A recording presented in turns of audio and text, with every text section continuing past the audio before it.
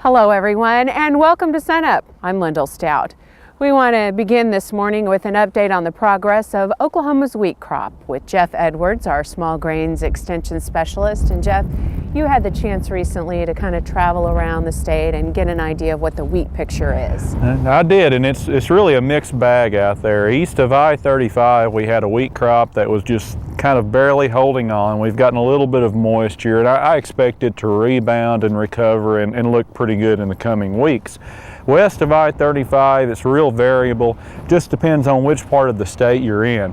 I saw some pockets of wheat around Nash and Jet in that area where there were actually cattle out on wheat pasture, but there was a lot of wheat out there as well that hadn't emerged or that had tried to emerge and never made it through the soil surface. Okay, for some of the wheat that is decent and may possibly make it, what kind of advice do you have producers at this stage of the game? If you have wheat that's holding on and looks like it's going to make a recovery, it's time to get that top dress nitrogen out there. We've been kind of holding off to see what Mother Nature provided for us, but we have gotten some moisture now, so it's time to apply top dress nitrogen. That needs to be on prior to jointing.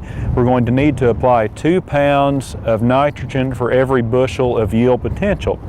And it's important that producers really evaluate the yield potential that is out there right now and not base these nitrogen applications on historical yields, because we have to look at what we have out there now and how much potential is really there. Okay, and really be honest with what the situation is this year. Looking forward beyond that, in March, sort of a critical time for wheat in the stages of development. What can we tell producers about that? It is. The reason it's so important to have that nitrogen out there at the time the wheat is jointing is because it's a real critical stage. If we look at the wheat crop, that's the basis that we're going to build on the rest of the season.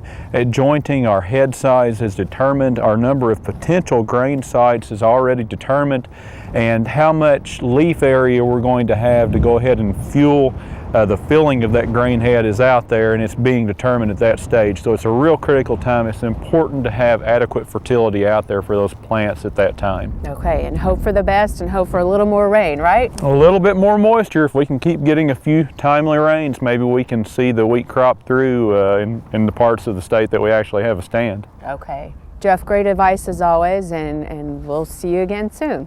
Jeff Edwards, thanks a lot.